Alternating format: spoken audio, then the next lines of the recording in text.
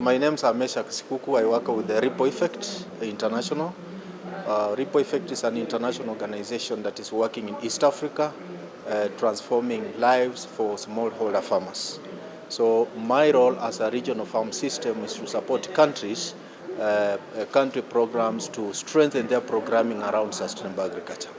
So what we do in Ripple Effect is to support the communities, have resilience, implement sustainable agriculture technologies at the community level that are more resilient to the current climate crisis.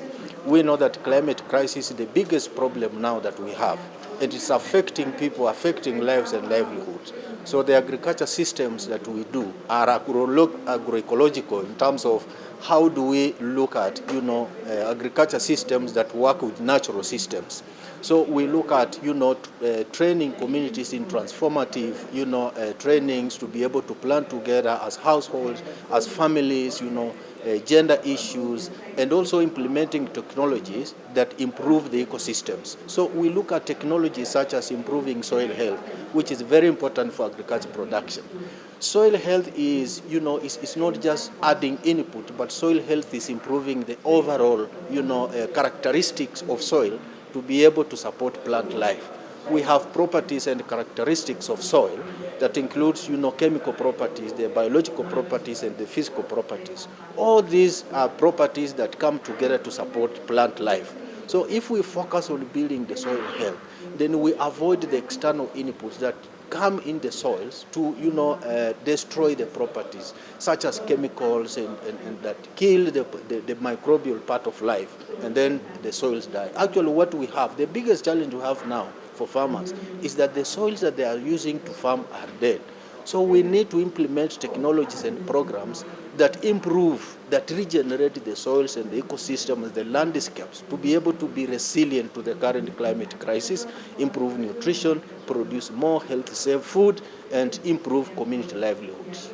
Policy framework is very important. Policy framework is very important because it is policies that, give guidelines on how practices can be done.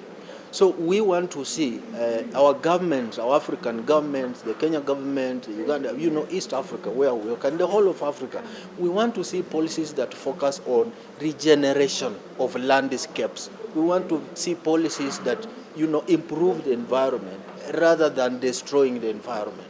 So we want to see communities, we want to see actors, including companies. For example, a good example is this.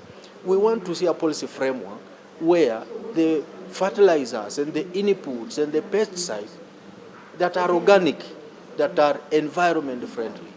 It is possible. We have a lot of expertise in terms of research. So if we can have, research looking at, can we avail green fertilizers, green herbicides, and green pesticides to communities instead of synthetics that destroy the environment. I think that is a very important policy framework, and we needed it as early as yesterday. So we need that. So we need that policy framework. All these companies that are selling synthetic inputs, we want them to be selling organic inputs, and that will help our community so much. Soil is the foundation. It's the foundation of plant life. If we have dead soils, then we don't have life. The fodder for livestock is coming from the soil. The food we are eating is coming from the soil. Every plant life, the wood we are getting is coming from the soil. And therefore, adding organic matter and regenerating the soil is very important. So any technology that regenerates the soil, we need it. We need that technology. And this includes things like agroforestry, composting, or addition of organic matter in the soil, landscape regeneration, mulching, intercropping using legume intercrops, very, very important. So we need these technologies that regenerate and make soil health better.